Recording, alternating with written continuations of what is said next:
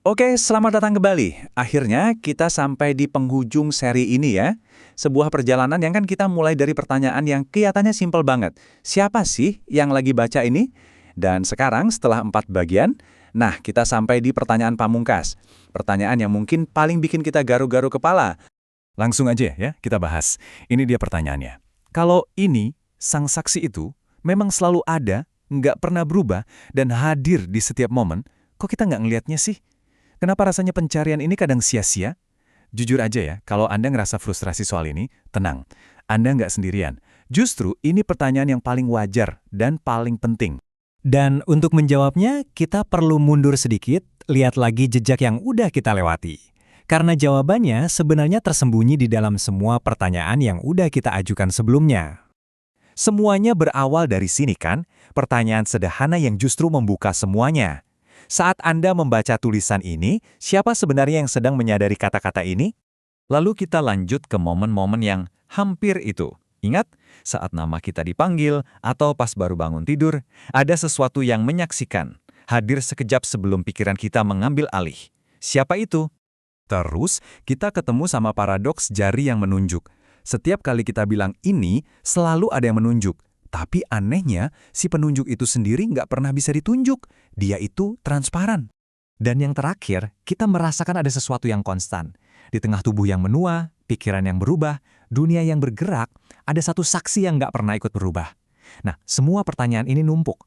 Dan membawa kita ke pertanyaan final yang paling krusial. Sekarang, untuk menjawab kenapa kita nggak melihat ini, saya nggak akan kasih teori yang rumit. Saya mau cerita aja. Sebuah cerita kuno yang menurut saya memegang kunci untuk mengubah seluruh cara kita memandang pencarian ini. Ceritanya begini, ada seekor ikan muda, dia berenang ke ikan yang lebih tua dan bertanya, "Permisi, di mana ya lautan itu?"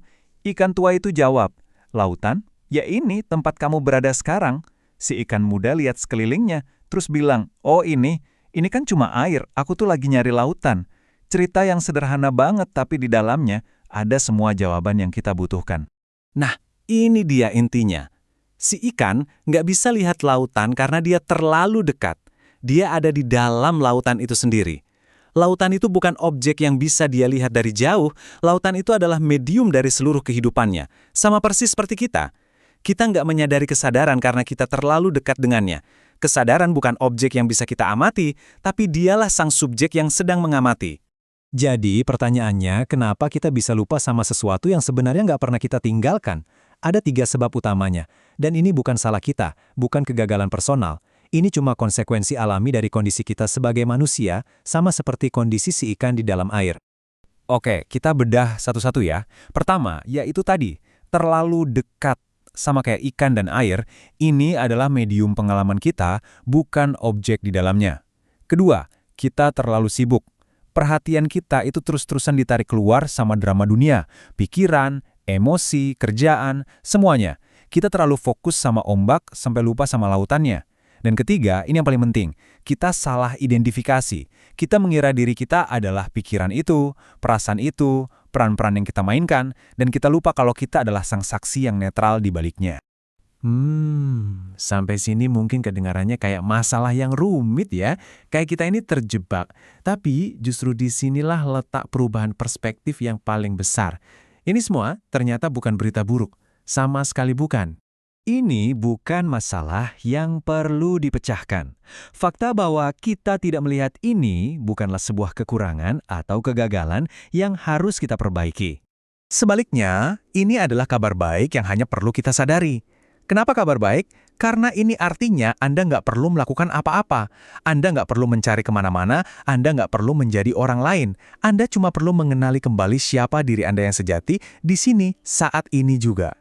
Dan tabel ini merangkum pergeseran itu dengan sangat indah. Kita pindah dari perspektif lama yang bikin frustrasi ke perspektif baru yang melegakan. Dulu kita mikir, aku harus mencari kesadaran. Sekarang kita sadar, loh, kesadaran itu ya yang sedang mencari. Dulu kita nanya, kenapa aku nggak bisa nemuin ini? Sekarang kita tahu, ya dia nggak bisa ditemuin, wong dia nggak pernah hilang. Dari yang tadinya ini terasa seperti tugas yang sulit banget, jadi kesadaran bahwa, oh, ini tuh kondisi alami kita yang cuma kelupaan aja. Ini bukan soal pencapaian, tapi soal pengenalan kembali. Dengan kabar baik itu, lingkaran seri ini pun jadi lengkap. Kita sudah menempuh perjalanan ini bersama-sama, melihat satu hal yang sama dari berbagai sudut pandang, dan akhirnya kita sampai di sini, di titik awal kita. Coba lihat lagi perjalanan kita. Dari siapa yang membaca, ke momen yang hampir disentuh, ke jari yang menunjuk, lalu ke pengenalan yang tidak pernah berubah, dan akhirnya ke pemahaman mengapa kita tidak melihatnya. Setiap bagian itu seperti jalur yang berbeda, tapi semuanya bermuara di tempat yang sama persis. Jadi, ini poin utamanya. Rangkaian pembahasan ini bukanlah peta untuk membawa Anda ke sebuah tempat baru yang jauh. Anggap saja ini semua sebagai sebuah undangan. Undangan untuk berhenti sejenak dan mengenali apa yang sudah selalu ada di sini sekarang juga, di balik semua pencarian kita. Seri ini memang selesai sampai di sini, tapi perjalanan kita belum. Pembahasan kita berikutnya adalah sebuah jembatan. Kita akan lihat gimana semua prinsip yang sudah kita bahas, sang saksi, pikiran, dan dunia pengalaman bermain bersama di satu arena yang kita masuki setiap malam. Ya, kita akan menjelajahi dunia mimpi. Sampai jumpa di sana.